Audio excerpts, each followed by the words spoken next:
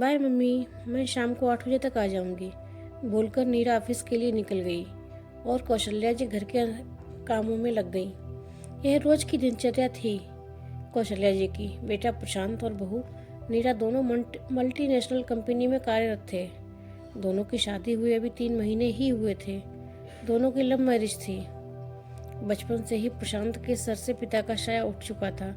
बस तब से कौशल्या जी ने अकेले ही पाला पोसा था प्रशांत को।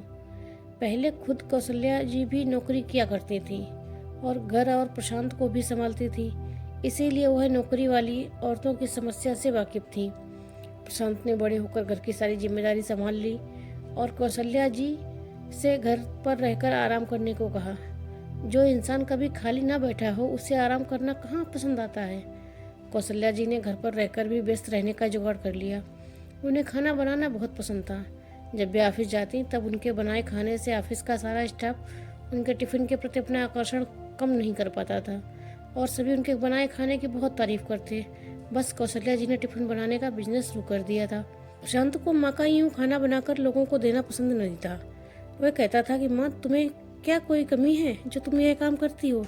इस पर कौशल्या जी कहती कि वे व्यस्त रहना चाहती हैं बस, और बदले में अगर 2 पैसे भी मिल जाते हैं तो क्या बुरा है।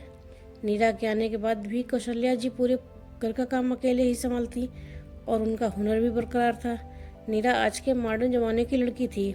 उसे माँ का टिफिन बनाना बिल्कुल पसंद नहीं था। एक दिन वह बोली, माँ, आप आपको व्यस्त रखना चाहती हैं तो इसमें कोई बुराई नहीं है, मगर काम का तो कोई स्टैंडर्ड चुनती। आप ये जो टिफिन बनाती हैं, शायद आप नहीं जानती कि हमें कितनी शर्मिंदगी होती है। कौशल्या जी बोली, बहू, यह मेरा हुनर है, इसमें शर्मिंदगी की क्या बात है। मैं तुम दोनों को तो टिफिन बना देती हूँ। तुम्हारे ऑफिस आने से पहले तुम दोनों का खाना तैयार करके रखती हूँ। मुझे इन सबसे खुशी मिलती है। मगर नीरा उनकी पूरी बात सुने बिना ही अपने कमरे में चली गई। यह नीरा ने पहली बार नहीं किया था कि दरअसल वह जान चुकी थी कि कौशल्या जी बहुत सीधी सादी उगती हैं, इसीलिए नीरा के मुंह में जो आता वो बक देती थी। कौशल्या जी कभी भी पलटकर उल्टा जवाब नहीं देती थी। बस इसी बात का वह फायदा उठाती थी नीरा। जब भी नीरा को सासू माँ से कुछ काम करवाना होता, मीठी मीठी बातें करके कौशल्या जी से अपना काम करवा देती, चाहे अपना फटा कपड़ा सिलवाना हो या नया कुछ खाने का मन हो। कौशल्या जी ने प्रशांत की तरह ही नीरा को खूब प्यार दिया। हाँ, बदले में नीरा उतना प्यार कौशल्या जी से कभी नहीं कर पाई। नीरा आज अपनी कुछ सहेलियों को घर लाई थी। कौशल्या जी ने उनको आदर के साथ बिठाया, नाश्ता लाने अंदर चली गई। नीरा की सहेली उर्मिला बोली, वाह नीरा, तेरे तो मजे हैं, ऐसी गाय जैसी सास मिली है तुझे। और सभी ढाके लगाकर हंस पड़े। नीरा बोली, हाँ, मैं बहुत लकी हूँ सास के मामले में। हर जगह सास बहू को सुनाती है, मगर मेरे केस में उल्टा है। यहाँ मैं मेरी सास पर भारी पड़ती हूँ। देखा ना मैं कैसे आराम से बैठी हूँ और वह रसोई से नाश्ता लाने गई हैं। आज कौशल्या जी को अपने कानों पर विश्वास नहीं हुआ। उन्होंने नीरा को बेटी से बढ़कर प्यार दिया, मगर बदले में बस वह इस घर की एक नौकरानी बनकर रह गई थी। कौशल्या जैसे ही बाहर आई सभी चुप हो गए। कौशल्या जी ने नाश्ता और चाय टेबल पर रखा और बोली, लेडीज, मैं खुद पहले जॉब कर चुकी हूँ और आज घर पर टिफिन बनाने का काम करती हूँ। नीरा काम से थक जाती होगी, यही सोचकर मैं हमेशा उसका सारा काम हंसी खुशी कर लेती हूँ। मैं बेटे और बहू के पैसों पर बिल्कुल आश्रित नहीं हूँ। कौशल्या जी नीरा से बोली, बहू, कल से तुम अपना टिफिन खुद बनाना, अपने फटे कपड़े खुद सिलना, और हाँ, हर संडे तुम्हें कुछ नया खाने का मन होता है वह भी खुद ही बनाना।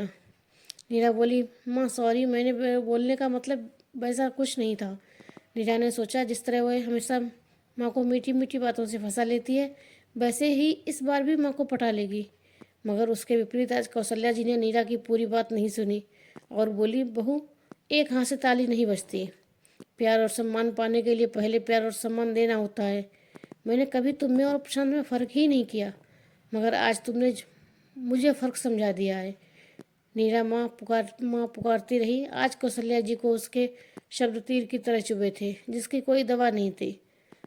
दोस्तों, अक्सर लोग शरीफों के साथ दिल का नहीं बल्कि दिमाग का इस्तेमाल किया करते हैं, मगर वे भूल जाते हैं कि शरीफ इंसान को जब चोट पहुंचती है तो वह घायल शेर बन जाता है।